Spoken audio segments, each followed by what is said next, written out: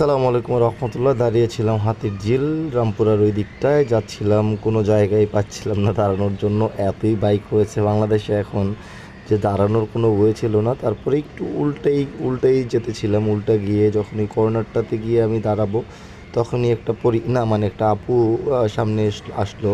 আমি এখানে দাঁড় করলাম, তখনই এখানে সার্জেন্টের অনেক চেকপোস্ট ছিল। উনি এসে আমাকে চলে যেতে বললো। তার মাঝখানে ওই দেখেন, এখানে 10-15 জন পুলিশ ছিল। তো সব পুলিশ যে খারাপ হয় তা না, আজকে হয়তো ওনাদের কোনো প্রোগ্রাম ছিল সবাইকে মামলা দেওয়ার। সামনে আরেক মামা আটকায় দিল, ওইখান থেকে ছাড়া ঠিকই পেয়েছি। তো সামনে গিয়ে তার কাছে আর ছাড়া পাইনি। গাড়ি সাইড করলাম, সাইড করে কাগজ চাইলো। একটার পর একটা কাগজ দিতে থাকলাম।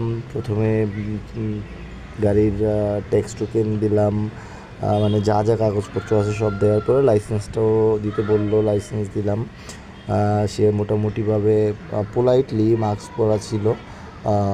আমিও তো সব কিছু আমার লিগেল ছিল, এখানে আনলিগেল আমি না দাঁড়াবো, আমি চাইলেই চলে যেতে পারতাম, কিন্তু আসলে ওই রকম না করে আমি মানিব্যাগ থেকে আমার ডকুমেন্টস যা যা আছে সব কিছু যখন ওনাকে দিলাম, উনি দেখে শুনে পরে মোটামুটিভাবে আমাকে ক্লিয়ার করলো যে না, আমার কাগজপত্র ঠিক আছে। শুধু আমার গাড়ির নাম্বার যেটা, মানে গাড়ি যেটা, সেটা আমার নামে ছিল না, সেটা কোম্পানির নামে। আর রানার কোম্পানির নামে থাকার কারণে নর্মালি গাড়ি কেউ ওইরকমভাবে ধরে না, মানে নাম ট্রান্সফারের জন্য প্রবলেম করে না। কোম্পানির গাড়িগুলোকে আসলে ওইরকম নাম ট্রান্সফারের জন্য কোনো প্রবলেম করে না।